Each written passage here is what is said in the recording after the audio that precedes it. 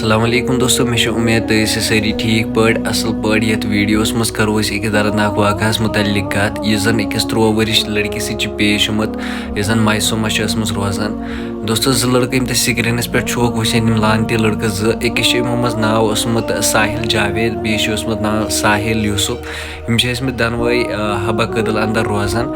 यम गाड़ी आमित तम पे यह 13 वर्ष लड़की यह नमज पान सत गाड़ मज तुलित दोस्तों तम पे वातन कंगन होटल अंदर तो तत कर्म अमिस कोर्मुत गलत यमो दनवो लड़को दोस्तों तम पे यह बच्ची बिचार 13 वर्ष बच्ची घर वातान यह पन्न